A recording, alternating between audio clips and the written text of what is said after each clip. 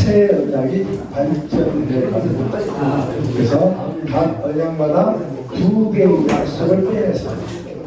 그래서 아브라함 때는 후손과 땅, 모세 언약은 율법과 장막, 그 다음에 다윗 언약은 통치와 예배, 그래서 이걸 함께 묶었고, 다윗 언약에서는 통치와 예배 약속이 어떻게 묶여져 가는가가 통해서 발전하고 있습니다.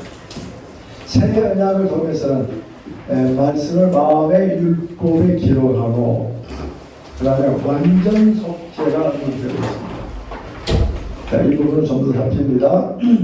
새 언약의 배경은 새 언약은 예레미야 31장에 한 번 나옵니다. 새 언약 정관사의 부정관사로 나옵니다. 새 언약을 세우리니.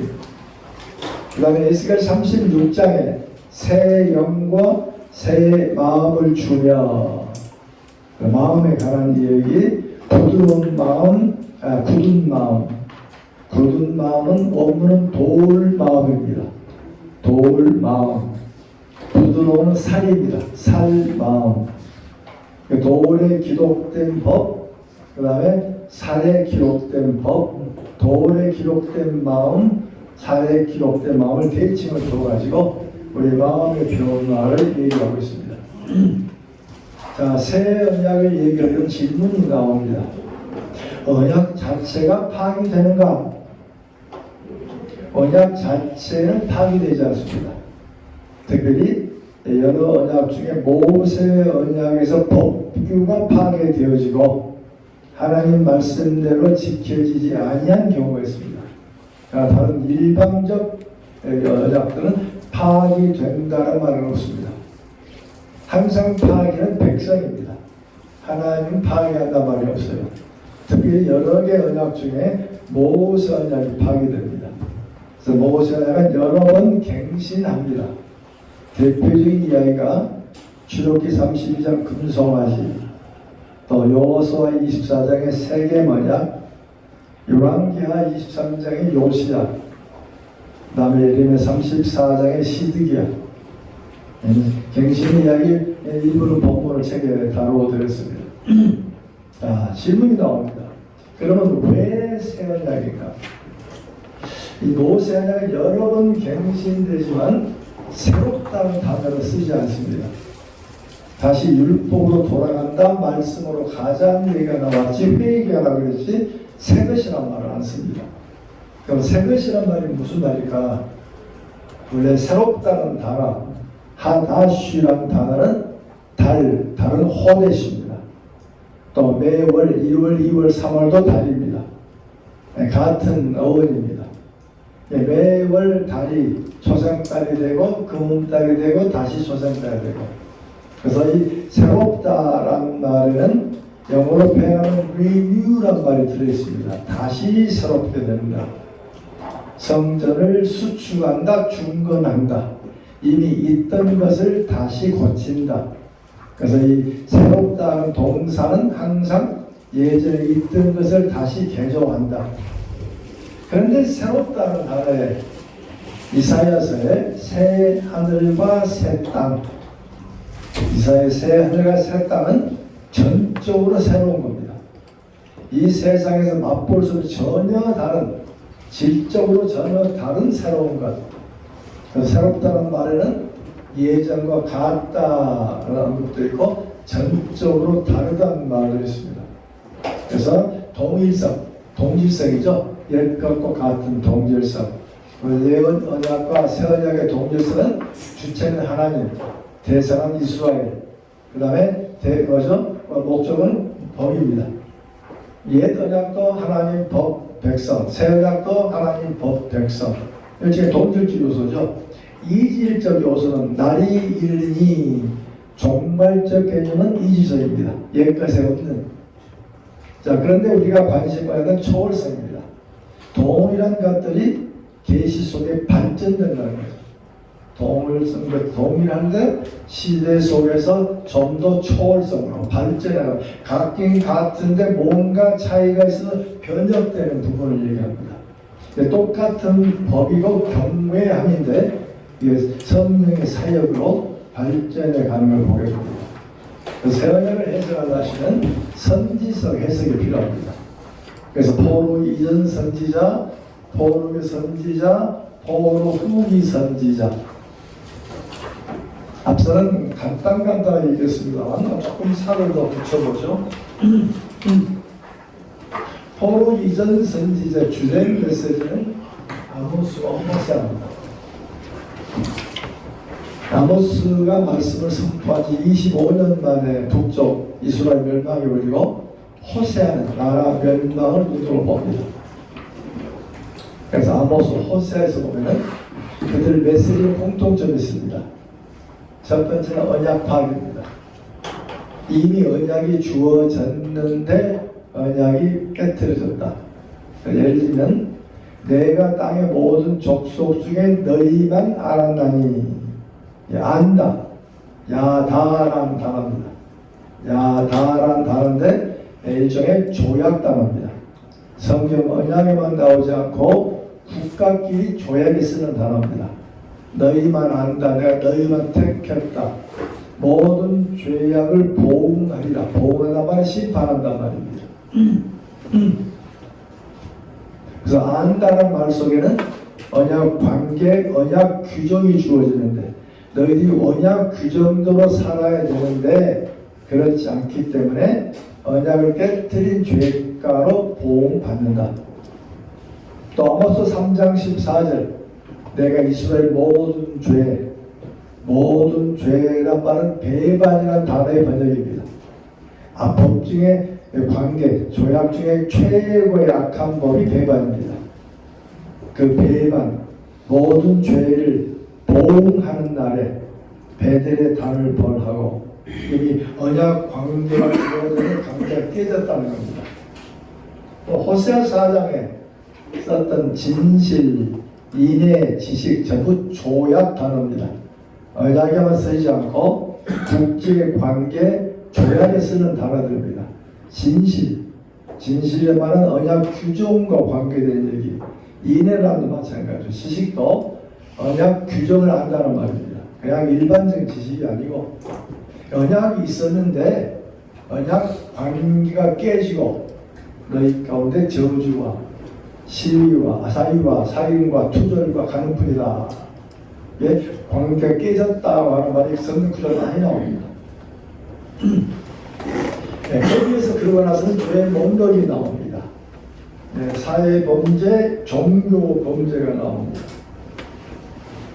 네, 그래서 아모스 3장 10절에 바른 일은 윤리적 개념이 아니고 언약 규정대로 사는 삶입니다.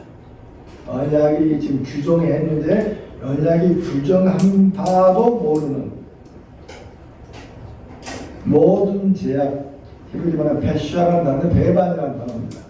배반의 행위, 공기 반역, 고대 대제국의 최대 벌은 반역입니다. 우리나라 이씨 왕조의 최대 벌은 뭐죠? 모반입니다. 다시 말하면 왕권을 부정하는 겁니다. 그래서 이조 왕조 마지막에 캐톨릭과 기독교를 부인하는 가장 큰 그가 모든 사람이 평등하다는 말을 이해를 못했습니다. 왕이 다스리는 나라, 평등하다는 말, 왕을 부인하는 말인데 왕권을 부인하는 죄는 최고의 죄입니다. 이제 그 다음에 계약사회 속에서 조직사회 속에 주어진 이야기입니다. 네, 그 다음에 이 아모스나 호세에 보면 사회적 범죄, 종교 범죄가 나옵니다. 우리 한번 성경 가지고 계시면 아모스 2장 6절부터 8절까지 보시면 그들의 죄과를 논의하고 있습니다. 아주 제가 장난하게 묘사되어 있어요. 은을 받고 의인을 팔며 무슨 얘기죠? 네, 돈 받고 재판을 잘못한 거죠. 네, 유전무죄, 무전주죄. 그 다음에 한실 칼매를 받고 가난한 자를 팔며 조금 물질도 배반하고 힘없는 자의 머리에 티끌, 먼지를 밝히고 발로 밟고 연자간제에게 굽게 하고 사회적 범죄죠. 아버지와 아들이 한 젊은 여인에게 다녀. 그 당대 바알 성소에 가면 사제, 여자 사제가 성적 매매를 합니다. 남자는 여자 사제와 성관계를 하고 여자는 남자 사제와 성관계. 바알 정부는 이 성종교이기 때문에 바알은 남성입니다. 바람입니다. 빕니다. 땅에 여자는 땅입니다. 그래서 이 남자가 성적 자극을 받아서 사정하게 빕니다. 그래서 이 바알이 흥분해서 사정하게 만들려고 이 바알을 흥분시키려고 성소 내에서 매움이 많이 일어났습니다. 남자는 여자, 여자는 남자. 그래서 성적 관계를 통해서 바알이 흥분해서 비를 내리게 하자는 겁니다. 지금 잘못된 성을 종교화시켰던. 그러다 보니까 아버지와 아들이 한 여자를 다니고 또 모든 제단 곁에 전당 잡은 오후에 누우며. 전당 잡은 것은 해에 돌려주게 되어 있죠. 네, 그걸 누리고 신자의 벌금으로 포도주를 마시고. 이게 지금 사회범죄, 종교범죄입니다. 이게 모든 사람들이 위에서부터 밑에까지. 또 재미난 어법이 아모스 6장 4절에 나옵니다. 그 얼마나 범죄네. 얼마나 여로보암 2세 때는 솔로몬 못지않게 부자 나라였습니다. 고대 근동, 특히 남쪽 이스라엘 유다와 부자가 되는 경우는 주변을 점령하고 무역로를 확보하는 겁니다. 지금 사막으로 무역이 많아지다가 무역이 세금을 받습니다. 그 세금으로 부하게 되는 거죠. 그래서 여로보암 2세 때 막강한 군사력을 중심으로 해서 어마어마한 돈을 가졌어요. 얼마나 돈을 가졌느냐. 6장 4절은 상하상에 누우며. 아프리카 상하는 비쌉니다. 솔로몬도 상하는 성소 내에밖에 안 썼습니다. 성소 외에 쓸 수 없는 거 비쌌어요. 근데 지금 아모스가 일했던 여로보암이 있었던 돈이 너무 엉망청하다 보니까 부자들이 상하로 침대를 만들 정도, 침상에 기지개를 펴고, 그 다음에 어린 양과 송아지를 잡아먹고, 또 8장 4절 5절에 보면 가난한 자를 삼키고 힘없는 자를 망하게 하고, 이게 전부 위에서부터 밑에까지 모든 사람이 범죄했다. 자, 그 다음에 좀 눈여겨보고 해석이 필요한 부분이 있습니다. 아모스 4장 4절 5절 성경하시는 종교 범죄입니다. 종교 범죄도 구약의 레위기와 성소 예법을 이해한 해석에 대한 부분입니다. 한번 여러분들 한번 해석해 보세요. 너희는 베델에 가서 범죄하고 길갈에 가서 죄를 더하며. 무슨 말이죠? 제사는 예루살렘에서만 드려요. 예루살렘에서 아닌 자기들 성소라고 베델에 가서 길갈에 가서 제사를 드리면 드릴수록 죄가 누진되는, 그건 진정한 제사가 아니니까 제사를 드려봐야 죄와 죄만 늘어나는 거죠. 자, 아침마다 너희 희생을. 무슨 말이죠? 아침마다 너희 희생을. 돈이 많다 보니까 아침마다 헌금할 정도 돈이 많아요. 헌금이라는 것은 1년에 3번 하면 됩니다. 아침마다 희생은 제사장이 성소에 드리는 몫입니다. 상번제입니다. 아침마다 드리는, 그건 일반 백성들이 드리는 제사가 아닙니다. 우리 교회 뭐 상번제, 제사, 헌금이라고 하는 다 성경과 안 맞는 부분들이에요. 일천번제 안 맞는 성경입니다. 근데 그게 틀렸다. 참 그걸 교회가 따라서 하니까 그냥 바라보지만 목사님 말하면 그건 안 맞습니다. 솔로몬 우리가 다니는 교회가 성소가 아니거든요. 우리는 교회 다니지. 그럼 이런 부분들, 구약을 모니까 구약을 가져와서 마치 드리면 드릴수록, 정성은 드리면 드릴수록 마치 하나님이 기뻐하시는 이야기를 우리가 함께 가르치고 있는 부분인데 꼭 그렇게까지 해야 될까 하는 것도 생각해야 됩니다. 우리가 틀렸다, 그치라라고 완벽하게 이야기하는 수가 어렵습니다. 구약의 얘기가 조금 좀 원형됐는데 적절하지 않다. 또 안식일을 언제 지나? 안식일은 안식일 제사는 제사장 몫입니다. 안식일은 평민 몫이 아닙니다. 평민은 1년에 3번 제사를 드릴 뿐입니다. 아침 제사, 안식일 제사 이게 전부가 다. 그런데 뭔가 좀 헌금을 적게 하려고 에바를 작게 하고 세계를 크게 하고 거짓 정을 속이고 종교 범죄, 사회 범죄. 지금도 우리 곡식을 사면 우리가 받는 죄가 조금 두께가 틀리죠. 분명히 한 죄를 했는데 지병은 안 맞아요. 수산시장에서 1kg 샀는데 지금 조를 안 맞고 그건 다 잘못된. 우리 믿는 사람도 그 관례 속에서 함께 돌아다니는 거니까 이게 제대로 했다라고 그러죠. 근데 거기서 믿는 사람이 제 모습을 그대로 하면 장사합니까? 장사 못합니다. 상인에 밀려 나옵니다. 현재 우리 문화 악이 양을 구축하고 있습니다. 그럼에도 불구하고 한 사람이 깨끗하게 욕을 먹다 한 사람이 그 옆에 사람이 야 그렇지 우리도 깨끗하게 하자 깨끗하게 하자. 예를 들면 제주도가 바가지를 씌우는 바람에 시장이 죽어버렸잖아요. 거기 돈수빠는 일본에 가보면 일본은 싸잖아요. 동남아 싸고 우리가 망친 것들입니다.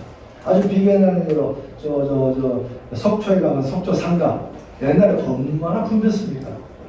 그때 휴가 가서 바가지를 하면 난리를 쳤던. 지금 상가 아무것도 없잖아요. 그건 하나 둘씩 망가지다가 처음에 망가질 때를 모릅니다.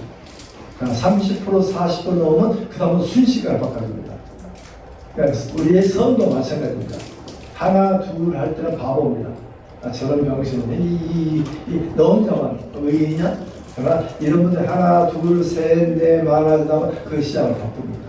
그러니까 그 전까지 우리는 핍박입니다. 우리는 핍박을 총과 칼로만 보지만 아니죠. 과학주의가 핍박으로 들어와 있고 거짓 SNS가 핍박으로 들어와 있고 우리가 어마어마한 핍박이 들어오는 핍박으로 보잖아요. 왜 누구나 다 하는 거니까. 그래서 일부 교회가 주일날 디지털 안식이 있더군요. 그날은 디지털 기계 못 쓰는 디지털 금식도 있고 그건 참 재미난. 그러니까 다시 이것도 금식을 정해줘야 되는데 손만 잡으면 움직이잖아요. 자동적으로 움직이다 보니까 우리는 매일매일 핍박 속에 있어요. 핍박인지도 모르죠. 그래서 아모스 호세에 보면 이런 어마어마한 종교범죄, 사회범죄 에스겔서 보면 저 제사장으로부터 저 평민까지 모두가 다 죄를 범했다고 합니다. 그래서 관계가 파괴되고 죄 목록을 나열하고 그 다음에 회개 척구가 나옵니다. 그래서 호세로 말합니다. 여호와께 돌아오라. 지금도 늦지 않았다. 말씀을 가지고 여호와께 돌아오라. 우리가 입술로 성화제를 대신해 드리나이다. 입술은 고백이죠. 이제 죄 고백으로 회개로 수송아지를 대신하여 드리나이다. 주님께서 받으시는 수송아지가 아니고 우리의 회개. 연말이 되면 갑자기 큰 헌금이 들어와요. 왜 들어오죠? 갑자기 세금 문제 걸리니까 갑자기 헌금을 들어와요. 했으니까 받아야 되긴 되지만은 오히려 그 전에 세금을 제대로 내면 좋은데 그렇지 않는. 갑자기 큰 헌금이 들어오면 갑자기 뭔가 죄를 지은 사람이 죄를 커버하기 위해서 뭔가 내가 하나님께 드리는 정도로 그걸 유도한 게 불교입니다. 불교는 뭐 하나 크게 지어지는 모든 죄가 사한 걸로 말해주다 보니까 불교는 큰 헌금이 좋습니다. 우리 기독교는 큰 헌금은 아니죠. 작은 사람이 십시일반에서 모으는 이야기. 헌금이 제대로 구제로 사용하는 교인들은 자기 힘에 버겁게 헌금합니다. 남을 도와줘. 저도 한번 경험했습니다. 개척하고 첫해 수수감사절인데 에티오피아가 기근이 나가지고 아주 굶어 죽는 어마어마한 일이 벌어졌고 그래서 영상에 나오게 되고 그래서 우리가 영상을 도와줘가지고 오후 예배 때 영상을 틀어줬습니다. 자, 우리 에티오피아가 어려운데 우리 형제가 자매가 있다. 이번 추수감사 헌금은 모두 거기 보내자. 장명은 교인들 다 오케이 하고 힘에 버겁지만 우리가 한번 우리 형제를 도웁시다. 네, 헌금이 나왔는데 그 헌금이 500명 모이는 교회가 똑같이 그 목적 헌금인데 그 헌금은 더 많아요.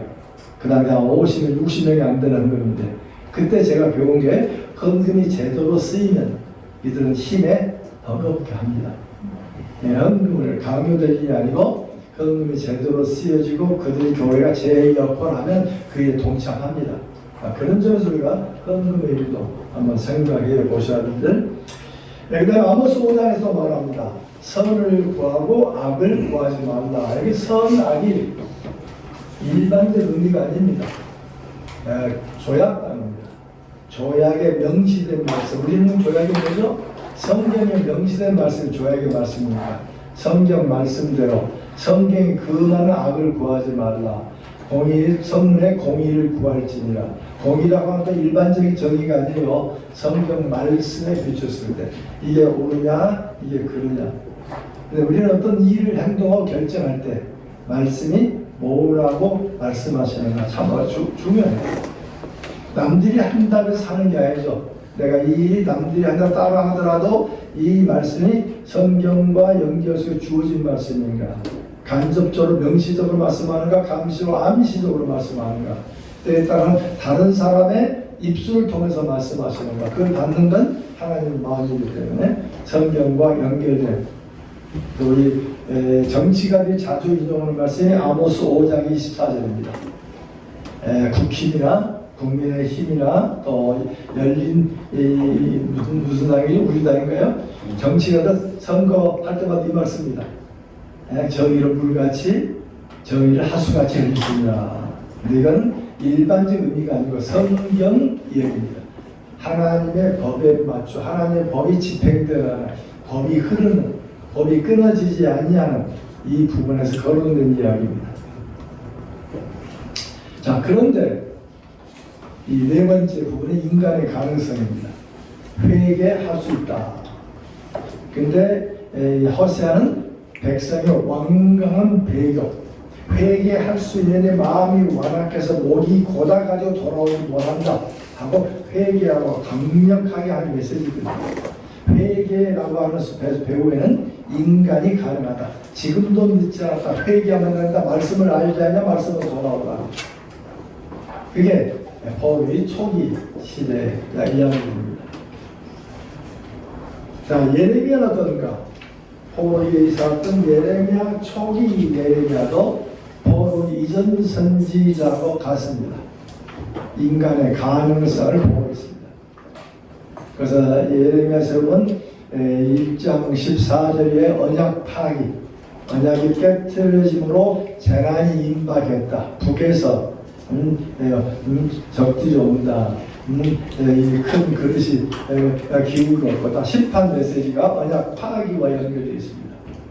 가장 중요한 말씀으로 2장 8절 이하에 보면 그들의 범죄, 생수에 근원되는 나를 버리고 스스로 웅덩이를 팠다. 생수의 근원은 샘입니다. 이스라엘은 이 지형이 여러 번 겪던 주질렸기 때문에 물이 나오지 않는 지역에 물이 나오게 됩니다. 물은 저기서 고여가지고 저 밑에서 물이 나오는. 그래서 베두인들은 오래 다녔기 때문에 물이 고이는 지역, 샘이 아니고 못도 압니다. 물이 석회암층이다 보니까 크게 비구려면 둥글둥글 도물다가 이렇게 항아리가 만들어집니다. 그럼 거기에 베두인들은 그게 아주 가느다란 회칠로 해면 방수막이 돼가지고 물이 모입니다. 큰 물 낼 때, 그러면 거기다 뚜껑을 해 놓으면 오래 지나도 증발하지 않습니다. 그래서 베두인들이 그걸 알기 때문에 가면서 물을 찾아서 쓰기도 합니다. 혹시 여러분들이 이스라엘 가시면은 예루살렘을 넘어 예리고로 내려가면 마이너스 20m, 그다음에 여리고 마이너스 400m. 특히 여리고 사해 부근에 가면은 홍수의 지표. 우리 한국은 한강에 가면 홍수의 물의 표가 교각에 표시되어 있습니다. 이게 몇 미터, 몇 미터. 근데 이스라엘 가시면 그 물의 높이가 땅 위에 있습니다. 땅이 갑자기 예루살렘은 800고지, 헤브론은 850고지. 그리고는 갑자기 마이너스 400이니까 이 편차가 1200m입니다. 비가 오기만 하면은 아주 갑자기 쏟아집니다.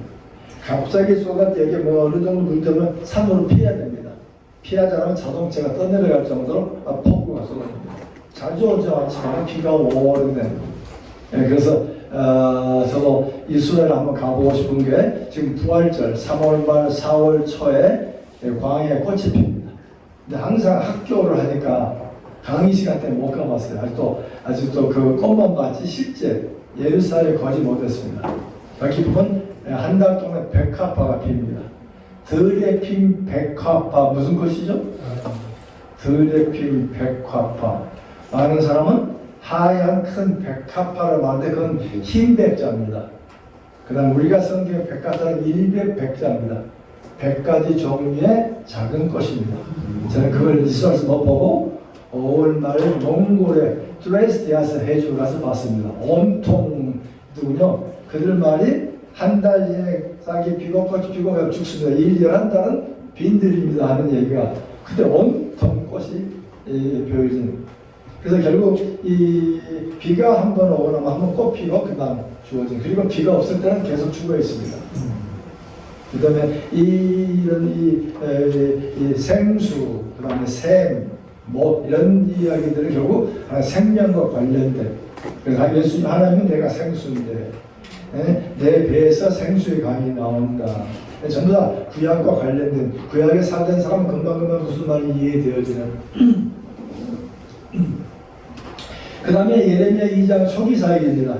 거기 2장 3절 6절에 나오죠. 패역한 백성, 나를 배반한 자, 범자의 얼굴이 뻔뻔하고 강팍하고 패역한.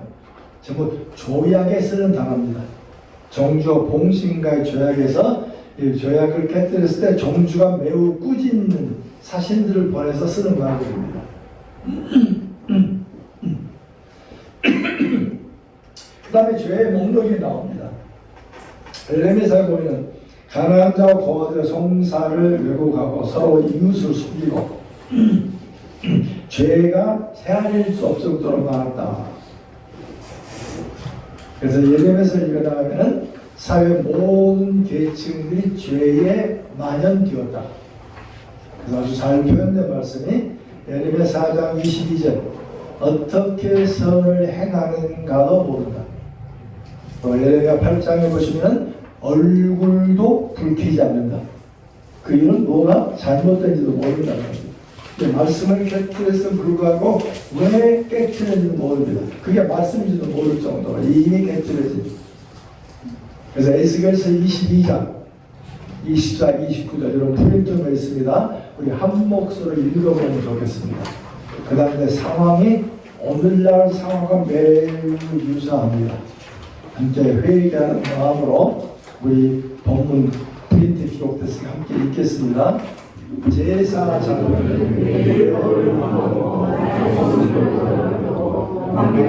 식물로 삼키는 일 같아 우리의 이웃을 취하여 비밀을 올려드립니다. 선지자들은 하나님을 살펴보며 거짓 목소리를 하며 백성은 간파하며 전하여 가난하고 빈민하여 하였으며 우한 자를 놀라게 하였으며 사이가 깨뜨려지면 수많은 어려움을 주고 마지막에 보루가 법입니다. 법이 깨뜨려지면 이미 사회는 망가뜨려집니다. 우리가 경제의 속도라는 게 있습니다. 경제 100km 달려가는 것은 기업들입니다. 삼성, 현대는 100km입니다. 속도가 조금만 더 줄이면 인류 기업이 사라져버립니다. 어마어마한 투자를 합니다. 굉장히 연구하면서 맨 앞에 선두를 계속 달려야 됩니다. 자, 학교는 몇 킬로 달립니까? 학교는 어느 사람은 30km 달리는 겁니다. 잘 안 바뀌어요. 교수, 학생, 관습 못 바꿉니다. 교회는 몇 킬로 달립니까? 교회는 10km 안 됩니다. 그 하나 바꾸려면 당회가 몇 번 깨져야 됩니다. 제일 안 바뀌는 게 시속 1km, 2km 달리는 게 누굽니까? 네, 법관입니다. 법관이 무너지면 전체가 무너져 버립니다. 제일 보수 집단입니다. 그것이 깨져버리면 사회가 망가져 버립니다. 네, 판단할 집단들이기 때문에 지금 여기 보면 제사장들, 방백들, 그 다음에 통치자들, 그 다음에 선지자들, 모든 사람이 다 잘못됐다, 심지어 저 평민이기까지 모두가 잘못됐다. 그 어법이 아모스, 예레미야, 에스겔에서 여러 번 반복됩니다. 결국 나라가 멸망될 수밖에 없는. 예레미야서를 쭉 읽어나가면, 예레미야서 특별히 후반부를 읽어나가면 그런 마음이 들어요. 콜라병에 10명이 꼴대를 빨고 계속 빨아먹어, 서로 많이 먹겠다 빨아먹어요. 지금 콜라가 없어지는 사실을 몰라요. 빨아먹다가 나라가 망해버려요. 대중이 많은 사람 꼴대를 받고 우리 국가 앉아있는데 그게 결국 우리가 망해간다는 사실. 서서히 망해갔다 하나 둘밖에 안 보입니다. 그러나 벌써 10, 20이 넘으면 순식간입니다. 지금 바로 우리 코앞에 있는 이제 그 역할 속에 우리 교회가 그리스도의 왕의 분명된 우리들이 교회가 어떻게 할 것인가. 우리 정치 이야기를 하는 게 아니죠.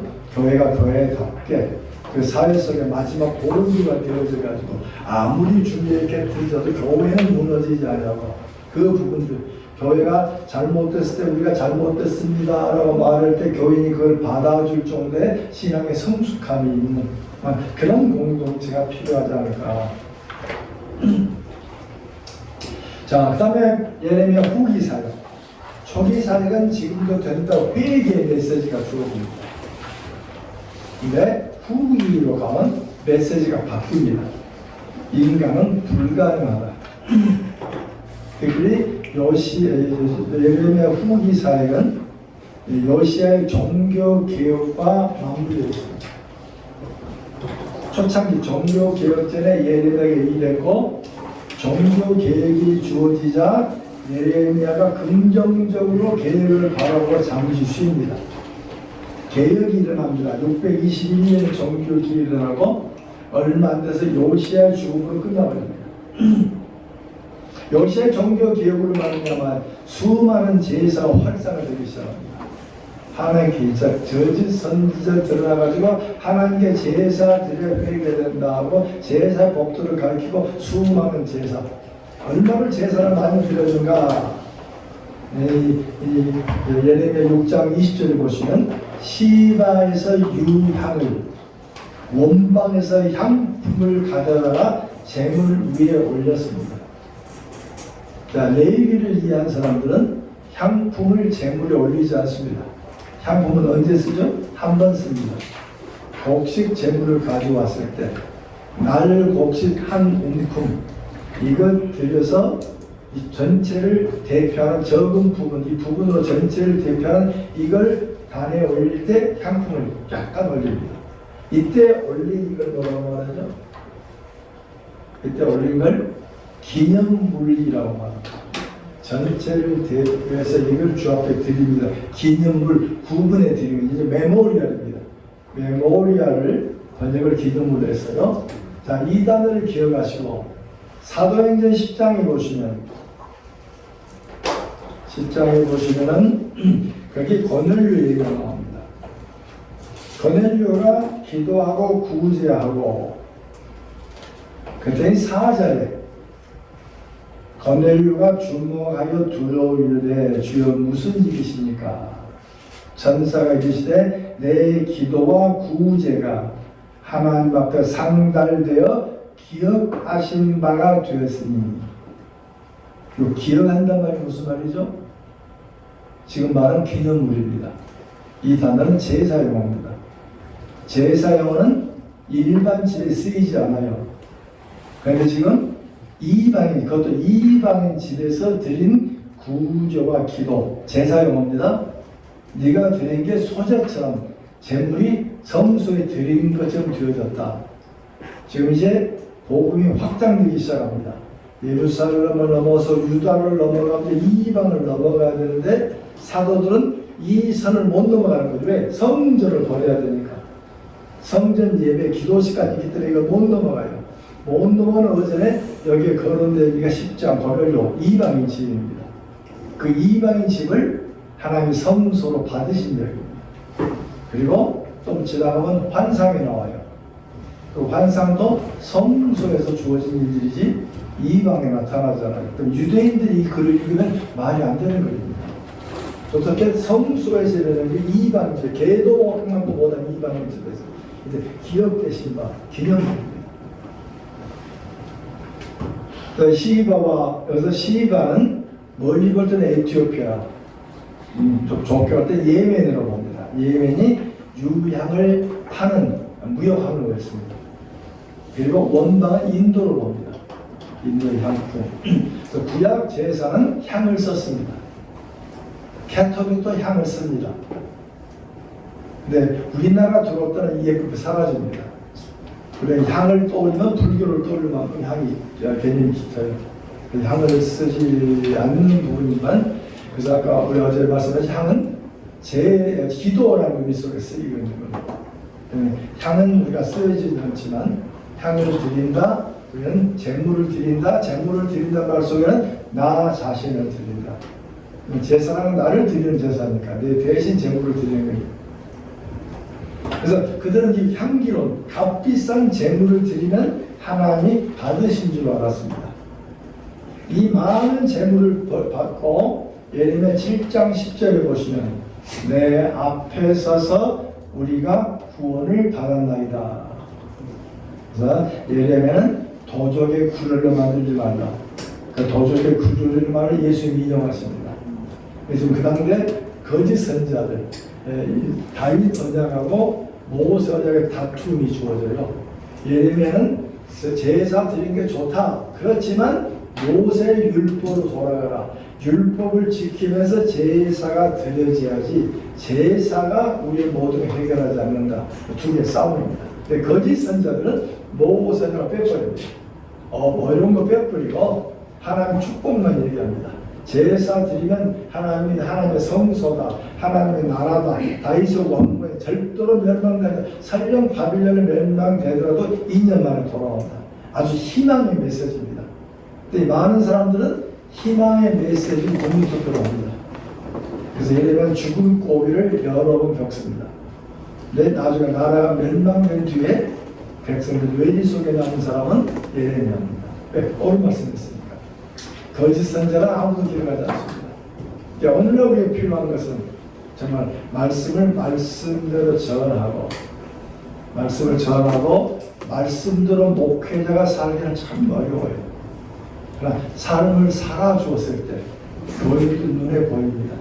정말 저분은 내 목사님이십니다. 최고의 목사의 최고의 칭송은 정말 당신은 나의 목사님이십니다. 참 쉬운 고백을 나눕니다. 그 다음에 그 말씀에 대한 선포, 말씀에 대한 삶.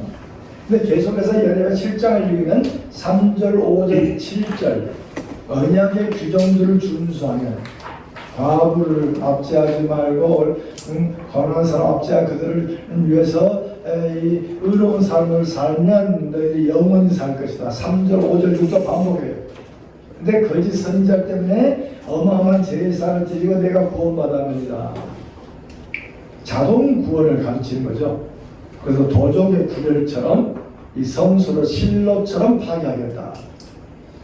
그 당대는 이 있을 수 없는 어마어마한 성전이 실로처럼 파괴된 것입니다.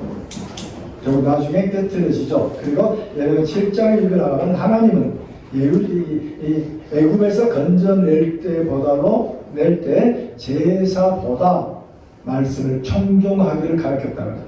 제사 이전에 청종, 말씀을 청종하라. 말씀의 청종 속에 제사가 주어야 제사가 의미가 있어요. 청종이 없이 제사만 하면 그건 잘못된 언급들로.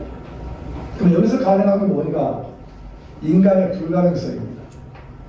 예레미야는 종교 개혁이 실패하면서 바라본 것은 결국 제사가 아니라 백성들의 실패가 율법 자체가 아니다.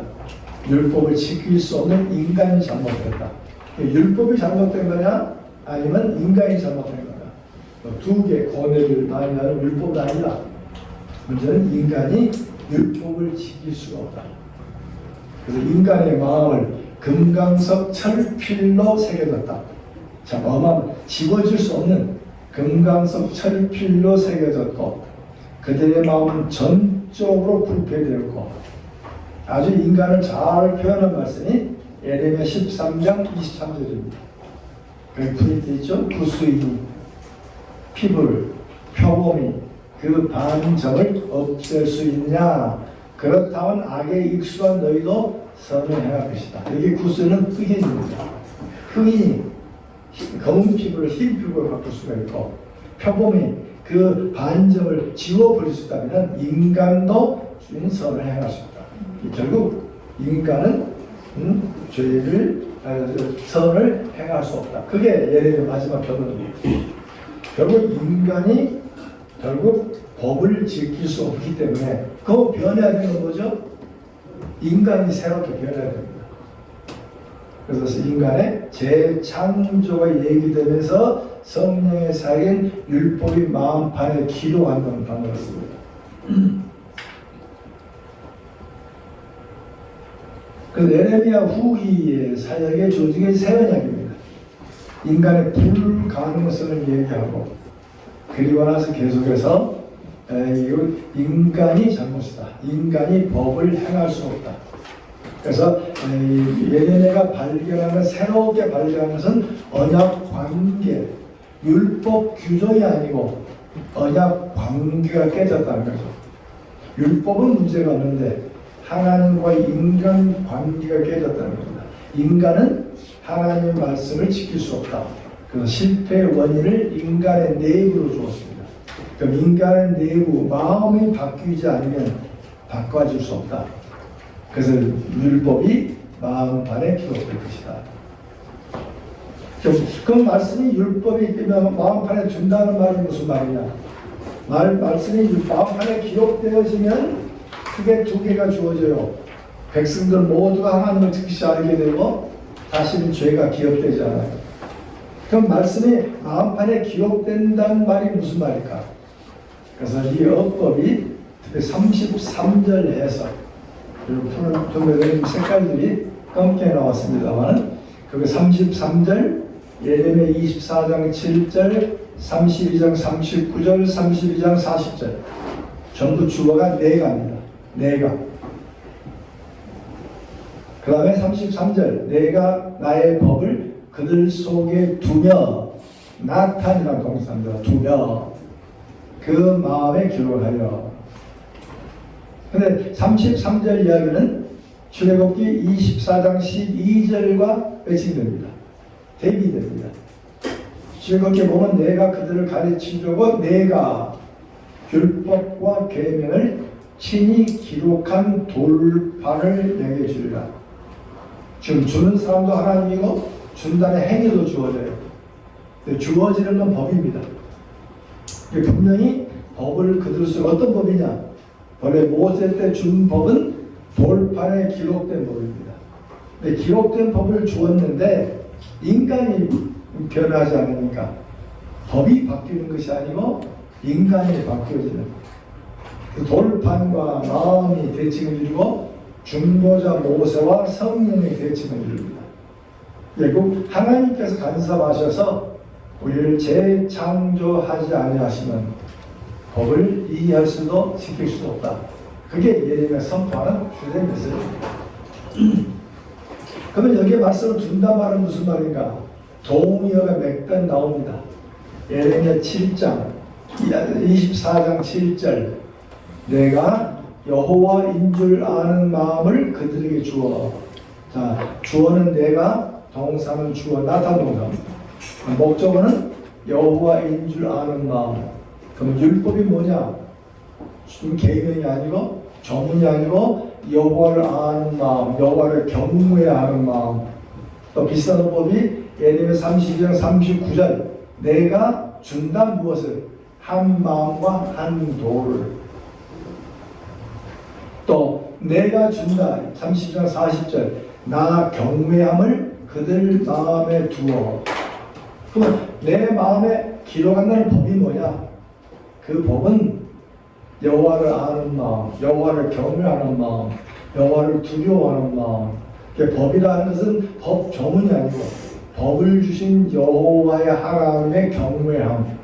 그 하나님과 관계가 주어지기 때문에 경외함 속에서 법을 지키려고 하는 그런 마음은 인간에게 없다는 겁니다. 그리고 하나님이 우리를 재창조해 주셔서 하나님 우리의 마음의 가죽을 베이셔야 성령이 우리를 새롭게 창조하셔야만이 가능하다고 말합니다. 이 말을 좀 더 크게 확장하는데 여러분 프린트문에 나옵니다. 주어는 전부 하나님 자신입니다. 내가 동사 나타 미래 시대입니다. 나타이라는 동사를 통해서 신적인 수요 행위를 말합니다. 신적 의지입니다. 하나님께서 하시겠다. 인간이 하는 게 아니고 하나님이 직접 하시겠다. 목적은 마음입니다. 왜? 백성들 바꾸겠다는 겁니다. 그래서 하나님은 그때가 되면 옛 마음을 대신하여 친히 율법을 기록한 마음, 여호와를 아는 마음, 여호와 경외하는 마음을 공부하실 것이다. 한 마음과 한 도를 주었을 때 그들이 여호와를 경외하여 떠나지 않을 것이다. 그래서 거론되는 성령님의 재창조입니다. 누구든지 성령이 아니하고는 예수를 주라 고백할 수 없어요. 내가 믿으려고 믿는다 해서 믿어지는 게 아니죠. 지난 70년 넘은 긴 세월 중에 내가 최고의 기적이 뭔지 아세요? 내가 믿으려고 믿어진 하나님이 아니에요. 하나님이 찾아오셔서 믿게 하셨기 때문에 믿어진 것이지, 내가 한 일이 아니고 하나님께서 믿게 하셨기 때문에 믿어진 것이지, 내가 이해가 되고 본문을 알고 성경을 알았기 때문에 믿어진 건 아닙니다. 그렇다면 유대인 랍비들처럼 그들은 예수를 믿어야 됩니다. 성경을 알고 암송하고 끝까지 아는 유대인들은 예수 앞에서 끝까지 예수를 못 믿습니다. 왜? 자기가 그린 메시아 그림이 남았습니다. 이 메시아 그림, 구약에서 메시아 그림은 두 개 줬는데 첫 번째 오신 메시아, 두 번째 오신 메시아. 그들은 두 번째 오신 메시아를 그리다 보니까 첫 번째 오신 메시아가 그려지지 않습니다. 그들은 하나님을 사칭한 것으로 신성 모독으로 죽을 수밖에 없는. 근데 최근에 메시아의 주들 바뀐 거거든요. 이사야서하고 마태복음 읽으면서 많이 바뀝니다. 이사야서가 금서목록입니다. 유대인들한테는. 근데 그들이 이사야서를 읽고 보니까 마태복음이 그대로 성취되고 있습니다. 그 속에서 그것을 믿게 하는 것도 하나님이시죠. 성령이 지금 그들을 불러내시는. 그래서 지금 21세기 유대인들, 21세기 무슬림들을 불러내셔가지고 지금 미국 교회와 한국 교회는 많이 낮아지만 하나님 새로운 백성을 부르셔가지고 그 다음 지금 최고로 선교사 많이 나온 게 인도네시아, 그 다음에 무슬림들, 또 중국 사람들, 또 터키도 최근에 많이 나옵니다. 근데 벼락과 많이 세계가 막 뻗어나가는. 자, 그렇다면 이제 마지막 결론적으로 무엇이 새로운가? 분명히 구약에서 율법이 갱신될 때가 새 것이란 말을 안 썼는데 왜 예레미야는 새 것이란 말을 썼을까요? 율법의 내면화는 성경에 여러 번 언급됩니다. 예를 들면 신명기 6장 마음과 성품과 힘을 다하여 여호와를 사랑하라. 자, 이 말씀에 율법이 내면화입니다. 신명기 10장, 30장, 예레미야 4장, 9장, 시편 24편, 51편 전부 다 마음에 할례하라. 마음에 대한 율법의 내면화는 계속 언급됩니다. 자, 그런데 예레미야가 발견한 뭔가? 율법의 내면화와 인간의 불가능성입니다. 다른 성경은 인간의 불가능성을 말하잖아요. 회개하며 말씀으로 돌아오면, 율법을 다시 돌아오면 그렇게 해석을 합니다. 근데 예레미야는 인간은 불가능하다. 새 언약이라는 것은 율법의 내면화와 더불어서 재창조입니다. 율법이 내면화 끝난 게 아니에요. 율법이 재창조 영역을 발전한 거죠. 그래서 인간이 재창조되어지면 율법은 지켜진다. 근데 결국 하나님의 경외하심은 믿는 자의 마음속에 작동합니다. 하나님의 말씀대로 사느냐 하는 건 여호와 경외함이 있는 부분입니다. 분명히 성경이 말씀하시기 때문에 분명히 자기가 고기를 숙일 수 있는, 말씀의 권위 앞에 고기를 숙일 수 있는. 자, 그러면 성경에 주어진 율법, 율법의 내면화, 이것도 발전합니다. 그래서 앞에 이런 도표를 그렸습니다. 하나님께서 창세 때 주어지고 출애굽기 20장의 말씀이 선포되어지고 돌판에 기록되어지고 똑같은 율법이 다윗이 솔로몬에 전달되어지고 그 다음에 예언이 마음판에 기록된다고 합니다. 그 마음판에 기록된다는 말은 신약 성경이 뭐라고 말씀하시는가? 잘 나타난 분이 고린도후서입니다. 고린도후서 너는 그리스도의 편지니 먹으로 쓴 것이 아니요 오직 살아계신 하나님의 영으로 한 것이며 돌비에 쓴 것이 아니니 이게 신비한 것이다. 예레미야 직접 번역하니 에스겔 번역입니다. 에스겔의 돌 마음, 부드러운 마음을 가져와 가지고 돌비에 쓴 것이 아니요 이게 신비한 것이다. 그 다음에 예레미야 31장, 에스겔 36장이 고린도후서에 성취된 걸로 봅니다. 고린도 3장 6절을 보시면 우리로 새 언약 일꾼되게 만족케 하셨으니 영으로 함이니 의무는 죽이는 것이요 영은 살리는 것이다. 여기는 구약의 율법의 의문이 아니고 성령의 영으로, 성령의 살리는 영이란 말이 반복되어 나옵니다. 성령이 찾아오셔서 우리를 새롭게 만드는 재창조하시게 되면 우리에게 두 개의 축복이 주어집니다. 그래서 새 언약에서는 마음판에 기록된다는 약속이 주어지고 성령으로 주어지게 되는데, 성령이 주어지면 우리에게 두 개의 축복이 약속됩니다. 첫째는 인간 중보가 없어지고 두 번째는 완전 속죄가 주어집니다. 그래서 예레미야 31장 34절에 보시면 두 개가 나옵니다. 첫 번째, 성경은 말합니다. 그들이 다시는 각기 이웃과 형제를 가리켜 이르기를 너희는 여호와를 알라 하지 아니하리니 왜냐하면 이는 작은 자부터 큰 자까지 다 나를 압니다. 성령의 지식입니다. 인간 중보는 없습니다. 우리가 인간 중보라는 큰 개념을 성경을 통으로 보면 제가 칠판이 없습니다만 창조 때 아담은 세 직분이 있습니다. 그는 왕이요, 그는 제사장이요, 그는 선지자입니다. 그래서 아담은 인간이 가지할 인간의 직능 세 개를 주었습니다. 동산을 다스리는 왕의 대리자로 주었고, 그 다음에 짐승들의 이름을 안다고 하는 것은 하나님의 지식을 안다는 것의 선지지능입니다. 그 다음에 에덴 동산을 관리하는 건 제사장 직능이죠. 제사가 아니죠. 노동 자체가 제사였으니까. 세 직분을 가지고 있는데 인간이 타락함으로 말미암아 세 직분이 전부 구분됩니다. 제사장 직분, 선지자 직분, 왕의 직분이 다 따로따로 나눠집니다. 근데 예수 그리스도가 오셔가지고 새 직분이 전부 예수께 성취됩니다. 예수는 왕이요, 제사장이요, 선지자였습니다. 자, 그럼 신약교회에서 우리 기독신자는 예수 안에서 불완전하게나마 선지자요, 우리는 제사장이요, 우리는 왕입니다. 왕이라는 의미 내에서 이 땅을 관리한다는 의미를 담고 있고, 선지자라는 의미 내에서 우리가 말씀을 읽는다, 가르친다. 그래서 고린도전서 14장에서는 예언이라는 말이 미래의 예언이 아니고 말씀을 가르친다. 영어로 프로페트, 프로라는 단어하고 페트는 페미 동사, 페미는 말한다는 말입니다. 프로라고 하는 말은 뜻이 연역게 됩니다.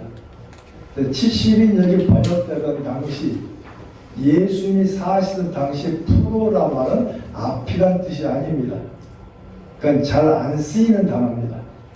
앞이란 말은 후대 언어입니다. 언어는 발전되니까 그때 예수님 당시 때, 그 다음에 70인이 번뜰 때 프로라는 말은 누구누구 자리에서입니다. 하나님의 자리에서 말씀한다. 대언입니다. 대언. 그 선지는 예언이 아니고 대언입니다. 그래서 선지서를 자세히 보시면 미래 이야기는 많이 안 나옵니다. 과거 이야기, 현재 이야기가 대언되고 그 끝부분에 약간 미래가 나옵니다. 우리가 번역을 예언으로 해석하다 보니까 앞날을 말한다는 말을 강조하다 보니까 번역이 잘못된, 그래서 앞선자 번역이 잘못된, 그 선지는 대언자입니다. 대언을 하다 보니까 미래도 말할 수 있다. 그러나 항상 미래를 말한 사람이 아니에요. 그래서 고린도서 14장에서 방언을 얘기하다가 예언한 사람이 되라 하는 대언자입니다. 말씀을 연구하고 가르치는, 그리고 모두가 말씀을 가르치는 목사님을 대변하는 이유는 목사님은 큰 신학의 틀을 주고 2000년 역사 속에 곁길로 가지 아니하다 큰 방벽을 세워주는, 그래서 신학교는 교인들이 배우지 않은 교회사 조직신학에 많은 시간을 합니다. 네, 큰 제방을 쌓아줘야 됩니다. 아까도 얘기했습니다만 교인들에게 조직신학을 따로 가르칠 필요 없어요. 조금 여러분이 성경을 연구하다가 성경 속에 나온 걸 확장하면 됩니다. 여기 성령이 나와도 성령 얘기를 가르쳐서 다른 구절의 성령 얘기 나와가지고 성령 속에 일하시는 이야기로 봅니다. 성령 얘기하니까 성령은 하나님 아버지가 보냈습니까? 그의 성자 성자가 보냈습니까? 뭐가 맞죠? 아버지가 보냈습니까? 성자가 보냈습니까? 그것 때문에 동방서방에 나눠요. 우리가 따른 것은 아버지와 아들이 보냈습니다. 근데 동방정교회는 아들이 보냈습니다. 그래서 삼신, 세계 이야기, 여러분들이 그리스 쪽에, 터키 쪽에 여행하시는 세 손가락 얘기가 많이 끄집어냅니다. 성으로 그을 때 성부와 성자와 성령인가요? 성부와 성자와 성령인가요? 왼쪽이 먼저입니까? 오른쪽입니까? 왼쪽. 이것도 동생에 갈라진 조건입니다.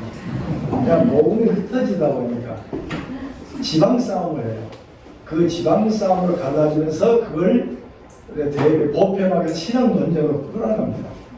신학 때문에 갈라진 것이 아니고 지방 때문에 갈라지고 신학이 뒤에 붙어요. 한국도 지방 싸움하고 신학이 붙어서 저쪽을 낮춰야 되니까 2단 3단으로 나오고 신학 틀었다 신보수주의다 복음주의를 얘기하는 거죠. 참 어처구니 없는. 왼쪽을 먼저 하는 것은 왼쪽이 심장이 있기 때문에, 오른쪽이 먼저 하는 것은 오른쪽이 위입니다. 항상 자리를 앉으면 오른쪽이 먼저니까 오른쪽. 그래서 제가 자주 질문합니다. 자동차가 좌측 통해야 되는 우측 통해야 됩니까? 어느 게 맞죠? 본래는 좌측 통행입니다. 그런 종종 왕이 있는 나라가 좌측 통행 안 나는데 본래 자동차는 좌측 통행입니다. 왜?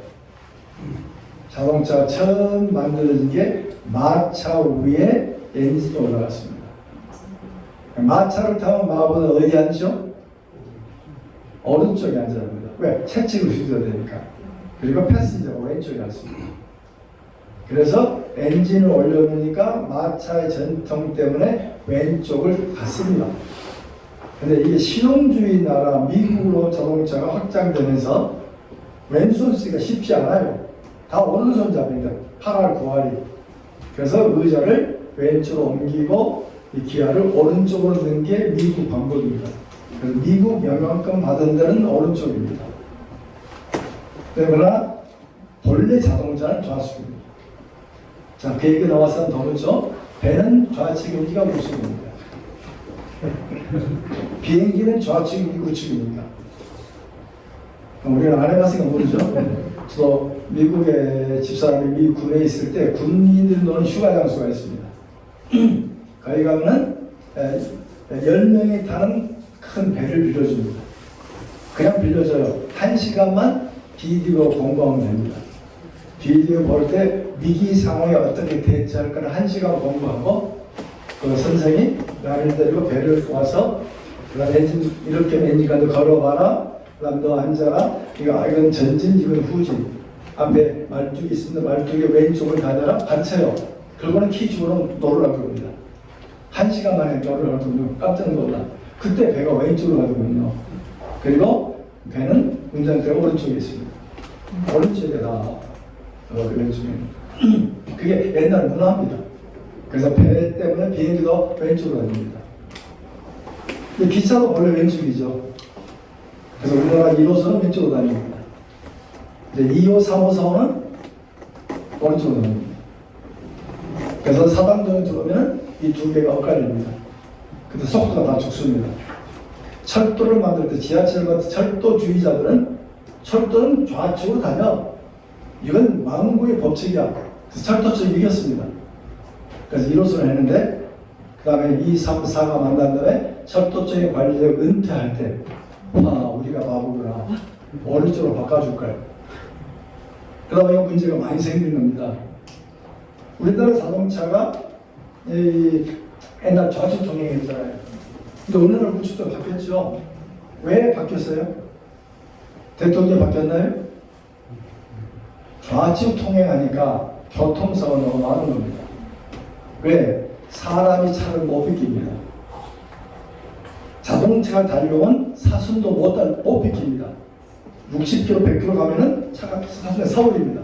못 움직여. 부딪히가 사고 많이 납니다. 근데 사람이 자동차 온다 비킨다고 했잖아. 사람이 자동차가 사람을 비켜줘야 됩니다. 그래서 좌측 통행 사고가 너무 많이 나니까 우측으로 바꿔준 겁니다. 우측으로 가는 차가 이 사람을 비켜주는 겁니다. 이게 좀 관습의 이야기가 전통과 환경 속에서 이야기로 어느 게 옳으냐 그러냐는 아니에요. 이건 전부 관습에 관한 이야기입니다. 우리가 관습이 너무 젖으면 새로운 못 받아들입니다.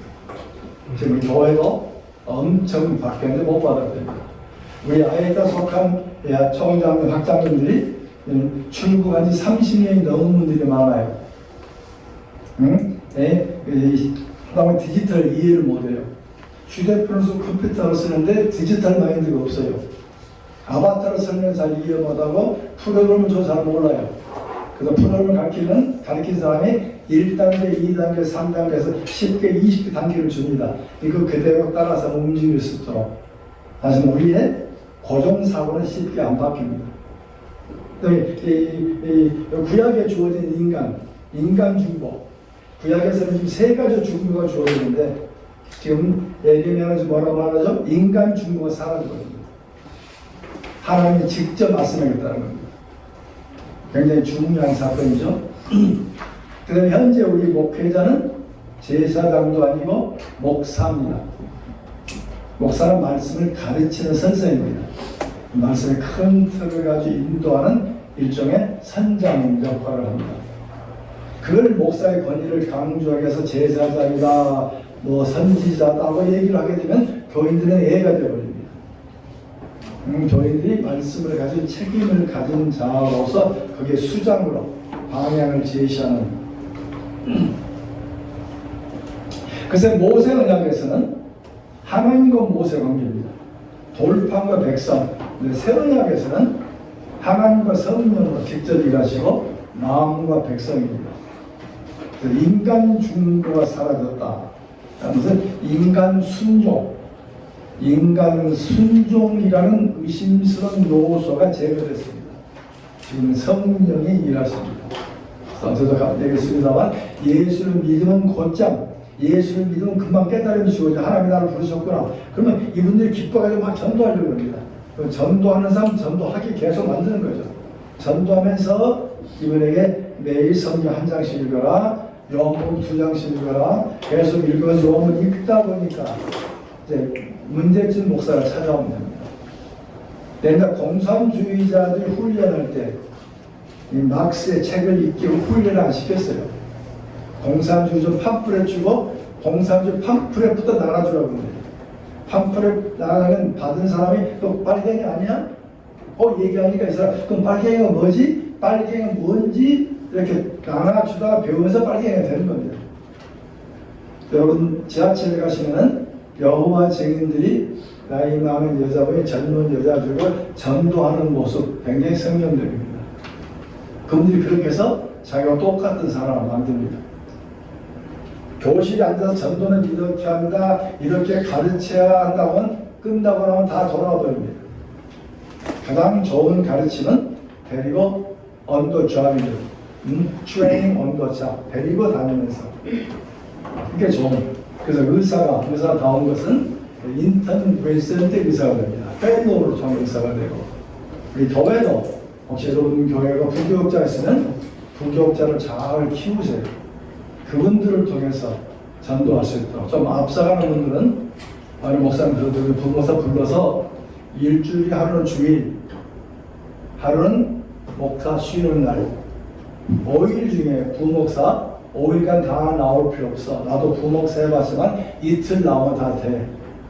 나머지 3일은 우리 교회에서 5km 떨어진 지역에 네가 전도 좀 해. 전도해서 만든 교회는 너 교회 있냐? 내게 데려오지 마라. 내가 너 교회 일어나는 1년 2년 교회가 부교육 사례를 줄 테니까 5년 동안 계속 전도하고 너희 집을 꾸려인사 가서 거기 한 사람 한 사람 모아. 그러면서 교회를 만들어 나가. 참 앞서간 목사님들이죠. 교회는 이제 교회가 개척해야지 한 개인이 개척 못합니다. 큰 물질 들었다고 해서 교회 개척 못합니다. 시설 잘했다 와 하고 모이는 때가 아닙니다. 지금은 맨투맨이에요. 그래도 이 사람들을 여기 성경에 말씀한 대로 1대1 가장 좋은 방법이 언누리에서 나오는 1대1입니다. 한 사람이 전도하고 가르치면서 이 사람을 다시 전도시킵니다. 그래서 1대1로 제자 많이 만들어서 교회 개척한 사람도 꽤 많아요. 미국에 내 친구 우리 결혼할 때 샤프론 우리 교회를 도와줬던 전도사님도 1대1, 권사님도 1대1로 제자를 많이 양육한. 그건 자기가 목양을 하기 때문에 그런 점에서 우리 교인 한 사람 한 사람이 다 목양자가 돼가지고 한 사람 키우도록. 그래서 지금 많은 책들은 제자 사역을 하는 1단계 내가 배우는 남을 가르치자. 남을 가르치기 위해서. 우리 그룹 중에 하나는 가르치는 조건이 있습니다. 조건은 제자와 손주, 영적 손자. 내게 배우면 너는 2사람 가르쳐라. 그럼 2사람은 다시 2명씩 가르쳐라. 2명씩 가르친 이야기를 사진 찍어와라. 그 사진 찍어오면 그 다음 내가 가르칩니다. 그 다음 단계 또 승급하려면 또 손주 가져와야 됩니다. 그러니까 피라미드 만들어지죠. 또 저게 보험을 판 분이 계시는데 그 보험 판매들도 그건 보험 판매가 목적이 아닙니다. 보험 팔면서 나를 보험 사람으로 만들어 보험 판매인으로 만들려고 애를 써요. 한두 시간 얘기하다 보면 너 나보고 보험 팔라는 얘기야. 나는 목회자라 못 팔아. 내가 보험만 들어줄게. 근데 그분은 가는 것도 보험 판매를 여러 개, 한 명에 또 한 명을 또 한 명에 또 한 명을 이게 밑에 3, 40명 있으니까 그들이 번 돈이 다 자기한테 들어오는 겁니다. 좋은 지도자는 모든 족속을 제자로 삼는. 그럼 난 한 번도 안 해봤는데요? 아니요. 여러분 자식 키우기 이미 제자 사역입니다. 생판 모른 핏덩이 하나님 선물로 받아가지고 그들을 하나하나 키운 게 제자 사역이에요. 그럼 그들이 엄마 아빠 어깨에 넘어 보았고 그 모습을 언제 보이죠? 결혼하면 엄마 아빠 모습 그대로 삽니다. 그 제자 사역은 너무 크게 보지 마시고 하나하나 배우면 전하는. 그래서 여기서 중요한 것은 인간 중보가 사라졌습니다. 왜 그게 가능한가? 성령의 사역입니다. 성령을 믿게 하시고 그 동역이라는 열정을 막주는 성령이 저분을 또 인도하시고. 그래서 디모데후서 2장 1절처럼 바울이 디모데가 충성된 자를 충성된 사람이 다른 사람을 가르칠 수 있으리라. 그럼 잘 아는 말씀이죠. 그래서 인간 중보가 사라지고 이제는 목사. 그럼 목사는 뭔가? 목사의 직분을 잘 설명한 에베소서 4장 11절 12절입니다. 한번 잠깐 살펴보자. 에베소서 4장 11절 12절. 이게 20세기 현대 목회의 초점입니다. 목회가 뭐냐? 목회 정의입니다. 에베소 4장 11절 12절. 1절부터 계속 보면 성령은 하나이고 믿음은 하나이요 여러 개의 선물을 주었다. 그리고 11절에 하나님은 우리에게 여러 선물을 줬어요. 사도, 선지자, 복음 전하는 자, 목사와 교사. 이 직능이 전부 티칭입니다. 가르치는 자들. 많은 학자들은 사도, 선지자, 복음 전하는 자는 초대교회 직분을 봅니다. 오늘날 없는 직분을 봅니다. 최근에 일부 사람들이 다시 회복했다고 말하는데 좀 적절하지 않은. 네 번째 직분, 목사와 교사. 이 목사와 교사가 정관세가 하나로 묶어져 있습니다. 목사는 교사요, 교사는 목사요. 구분하지 않았습니다. 목사는 돕는 자, 배려하는 자, 격려하는 자, 그 안에 교사는 가르치는 자. 때문에 가르치고 배려는 동일한 것으로. 그래서 가르친다고 하는 것은 인포메이션만 전달된 게 아니고 포메이션까지 가야 됩니다. 그럼 목사와 교사는 뭐 하느냐? 한 직분이에요. 한 사람인데 동네 앞면과 뒷면처럼 가르치고 배려하고 격려하고 이끌고. 그럼 그는 어떤 일을 하는가? 성도를 온전하게 하여. 옛날 번역은 하며 그랬습니다. 하며 그러면 목사가 세 가지 하는 일로 됩니다. 온전케 하고 봉사일하고 그리스도 몸 세우는. 근데 본문을 잘못했습니다. 그게 이 전치사를 활용해서 한번 끊게 되어 있습니다. 목사와 교사는 뭐냐? 성도를 온전케 하여. 온전케 해놓으면 성도들이 봉사일을 하게 하고, 봉사일을 하면 그리스도 몸은 세워집니다. 전부 뒤에 목적입니다. 성도를 온전케 해놓으면 그들이 봉사일을 하게 되고, 봉사일을 하면은 그리스도 몸이 세워져 갑니다. 그럼 그리스도 몸이 세워지면 어떻게 해야 되느냐? 성도들이 봉사일을 하고, 봉사일을 하려면 어떻게 하느냐? 그들이 온전케 훈련받아야 됩니다. 여기서 온전이란 말은 도덕적 단어가 아닙니다. 영어로 퍼펙트로 번역합니다. 좋은 번역은 equip입니다. EQUIP. 기구를 equipment라고 해요. equip, 무장한다는 말입니다. 먼저 믿는 자는 뒤에 믿는 성도를 무장시키고 말씀으로 기도로 훈련시켜서 나와 똑같은 선생으로 만들어서 그들을 다른 사람에 보내는 겁니다.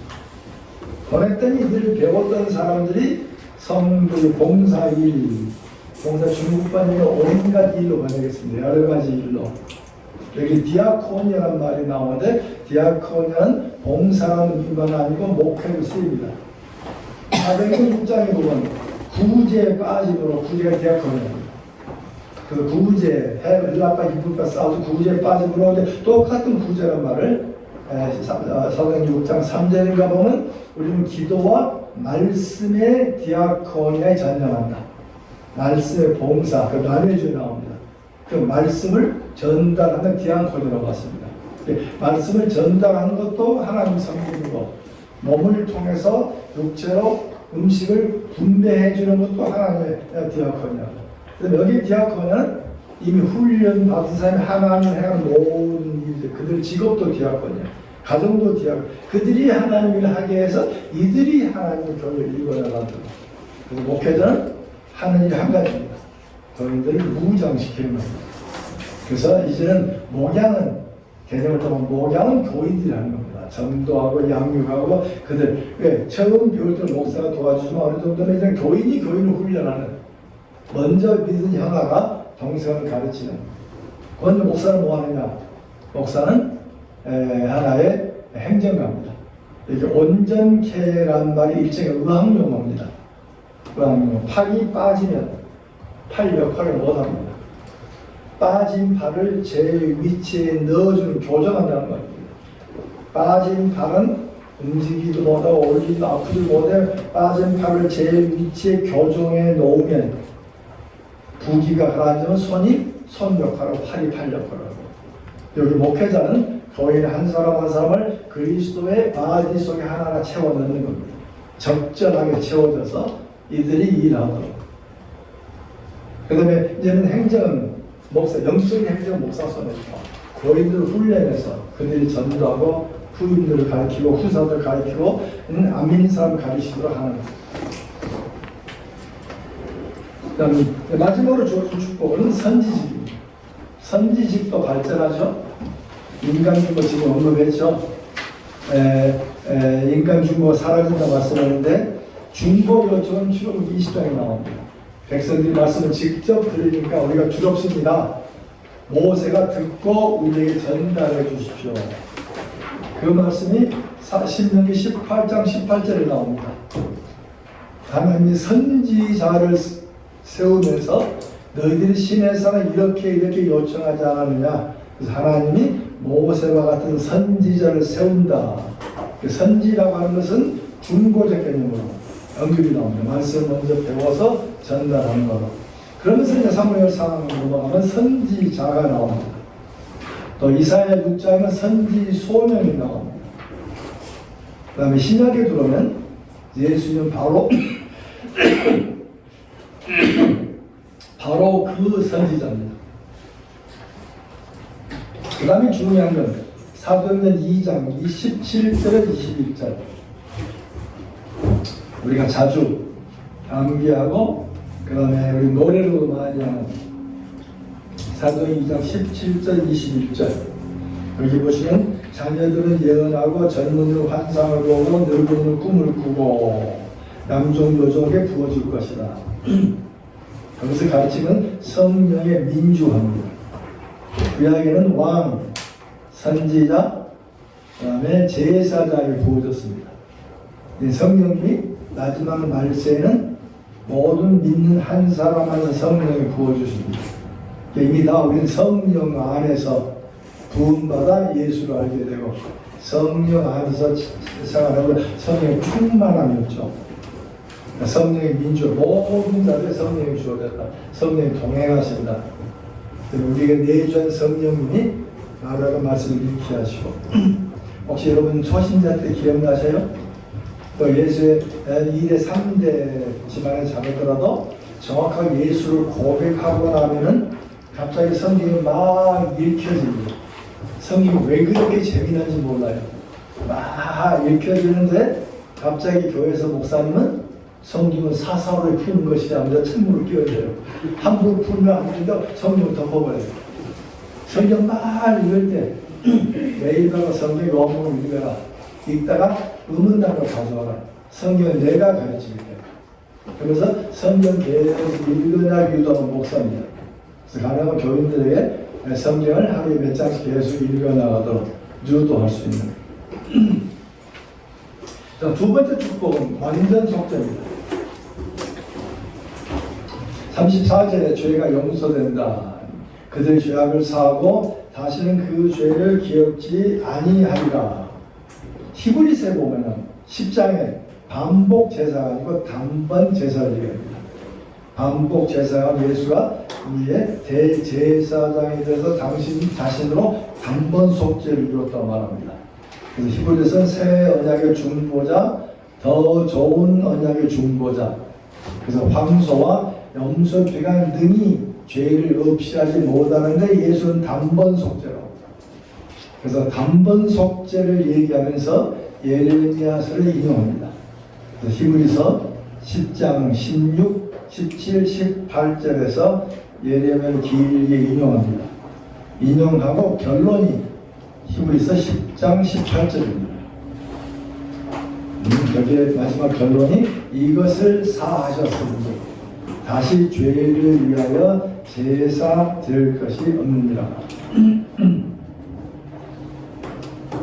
미국에 가시면 엠파이어 스테이트 빌딩이 있습니다.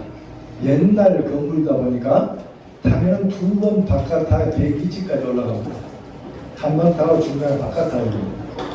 또 한 번 바깥 타야 됩니다. 엘리베이터가 점점 규모가 작아집니다. 그 대신 지금 그라운드 지로 옛날 110층 건물 자리에 지금 100층 넘는 아주 큰 건물이었습니다. 그리고 지하에 가서 엘리베이터는 한 수가 올라갑니다. 자, 그 이야기를 비유로 바꿔보십시다. 우리는 예수 그리스도의 차표로, 예수 핏값표로 제시하는 천국은 순식간에 올라갑니다. 이미 영생을 받았다 하고 이미 천국에 이미 천국 백성이 됩니다. 성화가 필요하죠. 근데 우리 많은 사람들은 이런 단번이라는 개념보다 입으로는 얘기하는데 가서는 묻는 건 엠파이어 스테이트 빌딩입니다.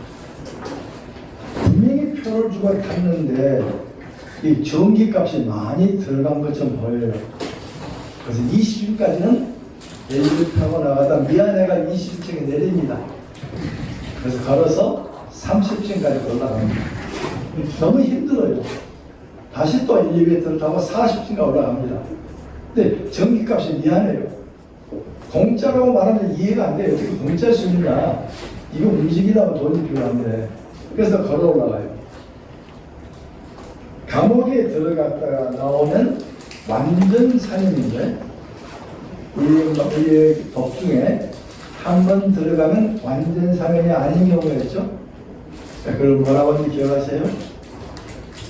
일단 들어갔다가 아주 완전 사면에서 하니까 임시방면해줘요. 임시방면을 가는 곳마다 경찰서에 여기 있다고 보고해야 됩니다. 지금 우리의 사면은 내분마다 경찰서가 나 여기 있다고 얘기하는 사면이 아니에요. 완전 사면입니다. 이미 우리의 모든 죄가를 사하시고 아담의 모든 죄가를 사하시고 모든 죄를 사하셨지만 이제는 우리에게 매일의 잘못된 우리의 부분의 허물들 우리의 말씀대로 살려고 하는데 지키지만 넘어가는 일들 그때마다 회개하고 주님 받으시는 왜? 원초적으로 받으셨기 때문에 회개로 계속 이어받으시는 이거 잘못해서 한 번 회개하면 다시 회개할 필요 없다. 왜 기도하느냐? 기도 필요 없다. 라고 하는 구원파 얘기는 적절하지 않은 분명히 성경이 칭의적 개념에서 온전히 속해 있습니다. 자신은 죄를 위하여 다른 제물을 드릴 필요 없습니다. 그래서 이제는 예수 그리스도 육체로 단번에 하나님께 나아가죠. 그러나 매일매일 살아가면서 하나님 원하시는 분량으로 예의를 쓰고 쓰는데 날마다 넘어질 적마다 내 죄 없다 말하는 하나님은 거짓말장로 만들죠. 분명히 잘못됐어요. 이 말씀은 성령 계시기 때문에 내가 말씀 빛나면 알아요. 그때마다 주님 잘못했습니다. 용서하셔서 예수님으로 기도합니다. 그때 주님이 용서하시는 가장 근본적인 문제가 해결됐기 때문에 그러면서 내 성숙해 가는 삶 그래서 완전 속죄로 발전합니다. 에덴 동산은 죄가 없었죠. 그 다음에 제사가 있으면 제사장이 있었고 1년에 한 번 대속죄를 히브리서로 반복하면 매번 반복된 제사가 주어지고 그 다음에 히브리서는 그리스도로 단번에 십자가의 제사 드리시고 단번에 보좌 우편에 앉으셨느니라. 보좌에 앉아 계시면서 그의 영 성령이 우리 속에 내주셨기 때문에 함께 말씀을 동행하면서 정말 주님께서 원하시는 삶으로 살아드리는 아름다운 삶이 우리 있기를 바랍니다. 우리는 말씀을 항목으로 보지 않습니다. 과정으로 봅니다. 넘어지고 또 다시 옛날에는 10개 중에 9번을 넘어졌어요. 한참 지나니까 10개 중에 8번 넘어지고 7번 넘어지고 그래서 이제 마지막에 주어진 것이 상급 얘기가 나옵니다. 상급 이야기를 주장하시는 분도 있고 상급을 반대하는 분도 있고 성경의 상급은 천국에 주어진 영생 자체가 상급이지 따로 상급이 없다. 하지만 또 일부는 또 상급도 얘기합니다. 저는 주장하지 않지만 상급 이야기를 가끔 합니다. 재미난 얘기로 오늘 마치겠습니다. 미국의 이야기, 교회 이야기가 항상 신여교 목사가 나옵니다. 신여교 목사가 40년 봉사하고 천국을 갔더니 베드로가 잘한다. 생명체 보더니 들어와라. 그래서 이제 천국의 집의 주소를 가르쳐서 걸어가려고 하니까 좀 멀어. 그래서 차를 하나 주더래요. 혹시 들으신 분 계셔도 한 번 더 들으세요. 차를 주는데 폭스웨이건 수동 엔진, 수동 기아 엔진을 주더래요. 그래서 와 이게 무슨 소리야. 하나님께서 집도 준비하시고 자동차도 준비하시고 와 정말 주님 감사합니다. 그래서 엔진을 막 걸고 일단 기하로 출근을 하려니까 땡땡땡땡 누가 올라온다는 겁니다. 그래서 누가 오지? 하고 그러더니 캐톨릭 신부가 오는 겁니다. 신부가 천국가는지 모르겠어요. 남진 여아들입니다. 어서 그러면 보자. 제가 그러면 걸어나오나 복수액은 수동기아를 가지고 나오네요. 한참 지나고 나오는데 캐딜락을 끌고 나온 겁니다. 이거 말이 안 맞는. 그래서 이 베드로에 가서 좀 따졌습니다. 아니 아까 나도 40년 일했고 쟤도 왜 나는 복수액이고 신부는 캐딜락이냐. 베드로가 너는 부인 데리고 산 재미도 있고 애도 키웠고 쟤는 다 복이야. 그러니까 아니 목사 끄덕끄덕 그렇지 참 하나님 공평하시네. 캐딜락 탈락하네. 그 다음에 엔진으로 또 가려고 그러니까 또 누가 온다는 거예요. 그래서 수긍을 하니까 랍비가 온다는 거예요. 랍비가 친구까지는 모르겠어요. 근데 랍비는 결혼했어요. 그 랍비는 본국이 개신교 목사가 3배, 4배 어떤 회당은 회당에 그런 헌금을 다 자기 돈입니다. 자기가 회당 짓고 그런 회당도 있어요. 그러니까 이 목사님은 지금 이 뭐죠? 복수 외근을 가져오나 캐딜락을 아주 눈파지 기다립니다. 네, 한참 지나오는데 갑자기 벤츠를 끌고 나오는 거예요. 이게 많이 안 맞는. 그래서 따져서 결혼 얘기 나왔자 한 말이 없었는데 아니 랍비도 결혼했는데 그리고 아니 돈도 나보다 많았는데 이건 말이 안 된다. 하나님 불공평하시다. 베드로가 아니 어떡하냐 이거 어떡하냐 그때 뭐라 했죠? 어떡하냐 우리 보스 친척인데 자 마지막에 그건 하나님의 자녀된 우리 친척이 아니에요. 예수님의 큰 형님이 되시고 아버지가 있고 형제의 자매들 하나님의 자녀는 우리가 가면 무슨 자리 주죠?